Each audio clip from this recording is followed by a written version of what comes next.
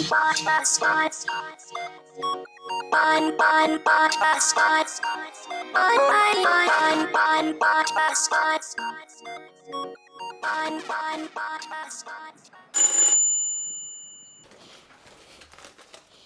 bonjour! Coucou, ça va? Ça va et toi? Ouais, je t'ai ramené les croissants. Oh merci, c'est gentil. On se fait des bons amis. Hein.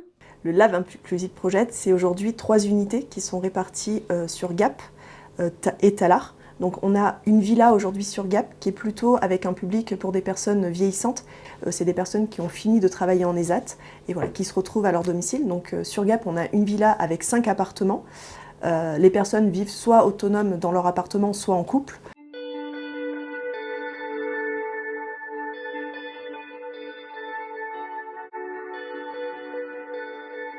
Le projet Lab Inclusif, aujourd'hui, en fait, comment il fonctionne, c'est qu'on est sur de l'aide à la vie sociale et partagée, hein, l'AVP, qui est financée par le département et qui nous a permis de recruter des animateurs de vie sociale et partagée qui aujourd'hui interviennent sur ces unités pour justement créer ce lien social, créer ce vivre ensemble.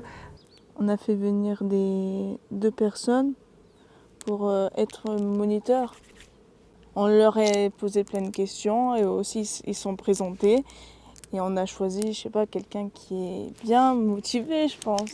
Voilà, ce qu'on a senti bien.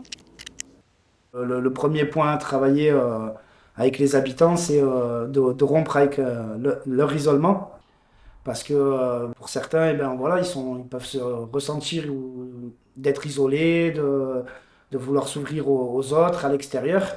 De leur faire des activités diverses en fait, en s'intéressant d'abord à eux, en fait, en s'intéressant à ce qu'ils aiment, à ce qu'ils pourraient aimer, parce qu'il y a des choses peut-être qu'ils n'ont pas vraiment eu la chance de faire, hein, comme ça peut être de simples activités manuelles ou de simples sorties.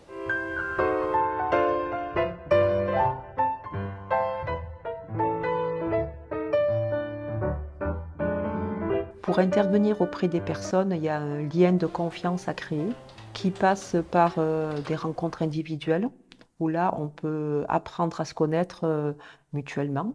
Mon rôle dans ce projet, c'est d'être proche des personnes, de recueillir leurs souhaits, de recueillir leurs soucis éventuels. Et je cherche à ce que les gens s'entraident, communiquent davantage entre eux, se soutiennent. Par exemple, pour Noël, le jour de Noël, donc je vais voir 2 personnes sur Gap, un couple sur Gap, et puis je leur dis, mais qu'est-ce que vous faites, voilà, qu'est-ce que vous avez de prévu? Ces gens-là n'avaient rien de prévu, donc je leur dis, bah, écoutez, si vous voulez, on peut préparer un repas ensemble, on mange ensemble. Et le monsieur, spontanément, a dit, mais la voisine du dessus, on pourrait l'inviter, et puis ça serait bien. Donc je leur ai proposé d'aller inviter eux-mêmes cette personne. On va d'abord on va prendre le bus pour aller au marché, pour faire des courses, pour faire le repas chez Marie-Hélène.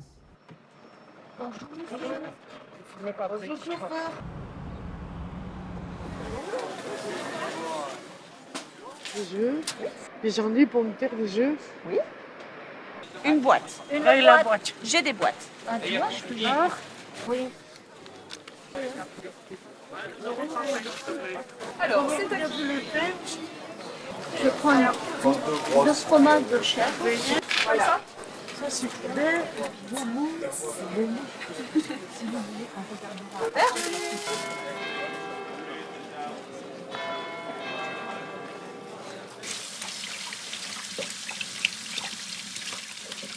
On le prépare ensemble. Voilà, c'est bien.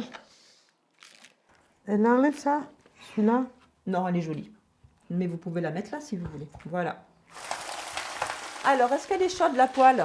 Regardez, Patricia. Est-ce que c'est chaud? Si tu mets ton doigt, oui.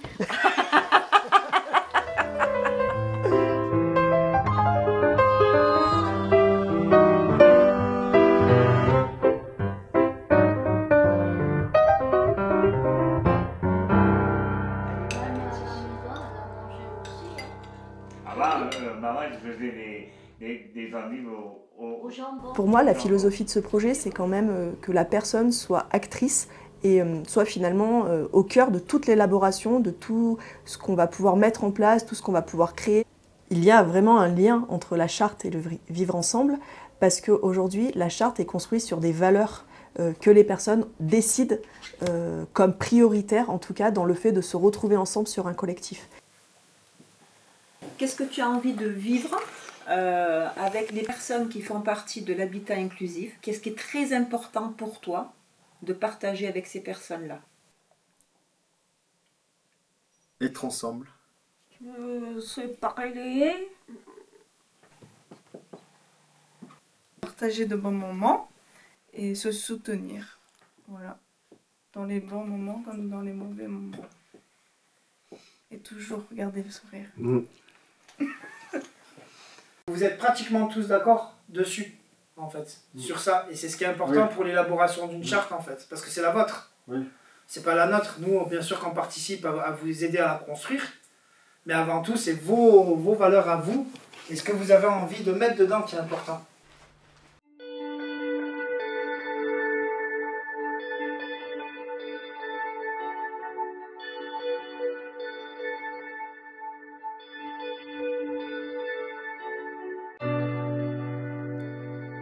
Là, je prépare mes affaires pour aller faire une activité en Bretagne. On va faire le tour du plan d'eau. Je vais en voiture et je récupère des amis.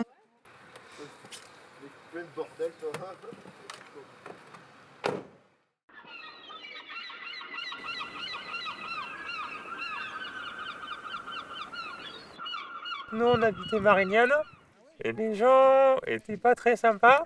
On a atterri dans les Hautes-Alpes, un département tranquille, plus simple pour que mon rythme de vie soit plus cool. Par exemple, j'ai réussi à passer mon permis. Le projet s'appelle Habitat inclusif. C'est les habitants de Tallard. Fait partie de l'ESAT pour nous permettre de faire des activités ensemble, d'avoir une relation sociale. Et c'est cool que ça existe pour pas faire des activités tout seul. C'est obligatoire là. On se marre un peu.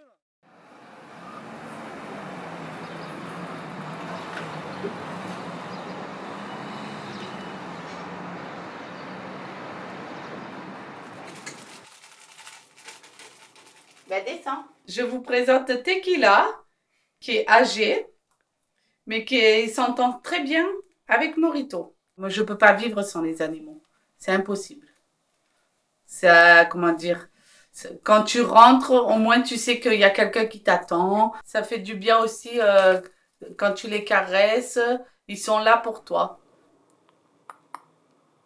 Quand on est sur le service d'accompagnement, on est bien parce que les moniteurs, ils sont là, on peut les appeler et tout. Ils nous aident au niveau des rendez-vous. Mais après, quand ils nous ont dit que tout moment, on pouvait partir du service d'accompagnement, je sais que j'ai l'habitat inclusif. Qu'est-ce que je pense apporter aux personnes qui font partie de l'habitat inclusif? Je pense leur apporter une petite bulle d'oxygène. La cinémathèque de montagne, les personnes de l'habitat inclusif de Gap passent devant très souvent, très régulièrement, ne serait-ce que pour aller prendre le bus. Et ces gens-là n'ont jamais osé rentrer dans la cinémathèque parce que je pense que ces personnes-là sont plus ou moins conscientes de leur handicap, de leur souci d'élocution, de leur souci de compréhension. Voilà des décennies que je photographie les hauts sommets et les peuples montagnards. Parmi tous mes clichés, c'est celui d'une jeune Tibétaine qui m'a le plus marqué. Prise il y a 4 ans dans le Kham, ce portrait me fascine. Son regard symbolise à lui seul la force des Khampas, peuple nomade, rebelle et insoumis. Très vite, cette photo est devenue iconique. Avant, on habitait 7 bis avenue des Alpes, mais bon, il y a une dame qui est venue, elle a dit qu'il fallait déménager. Du coup, on a déménagé. On nous l'a présenté. Il y avait des travaux, des peintures, du carrelage. Au début, ça nous a fait drôle. Et après, on est venu, c'était super bien, quoi. Il y a plus de contacts ici que là où j'étais avant, quoi. J'ai une voisine super, c'est Pascaline. Presque tous les jours, elle me donne des gâteaux.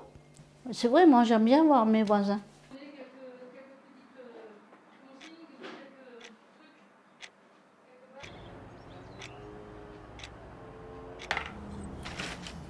On habite ici, ça fait 1 an au mois de juin. Non, avant, on habitait au Lila, au Silo, mais en haut, à Saint-André, ils n'étaient pas, comme on dit, ils n'étaient pas dans des bonnes conditions. Alors du coup, ils m'ont demandé si je voulais reprendre mon oncle et ma maman. C'est-à-dire qu'il fallait faire des travaux dans la maison. J'ai bien réfléchi et j'ai dit c'est mieux qu'il soit la liberté, parce que dans les EHPAD, il faut rentrer à l'heure. Avec l'habitat inclusif, on a des aides donc pour l'accompagnement, pour des loisirs aussi, pour les loisirs. Ils l'amènent pour les trucs médicaux. Ils font des activités, des fois en groupe, où ils mangent, et des fois ils mangent ensemble. Ils sont braves, Elle a besoin de quelque chose. On a besoin d'aller en ville. Ils nous mènent avec sa voiture. Et maintenant, il y a toujours quelqu'un qui vient nous voir. Pour moi, la réussite, c'est quand on pose la question aux personnes, qu'elles sont finalement contentes de se retrouver, qu'il y a quand même de belles dynamiques qui se créent sur ces collectifs, et que quand je peux participer à certaines sorties, on voit ce côté un petit peu sympa. Enfin, les personnes aiment se retrouver et sont contentes de le faire.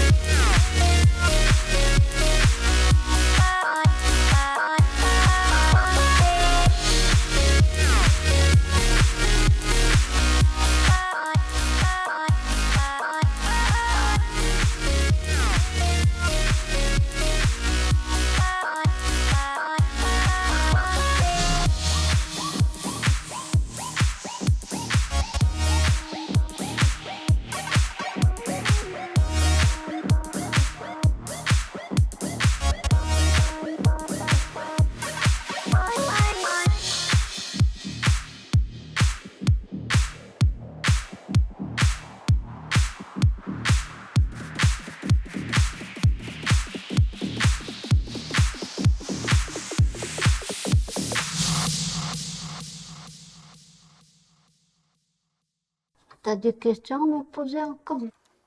Est-ce que tu es heureux? Ouais. Non, je plaisante. Je déconne.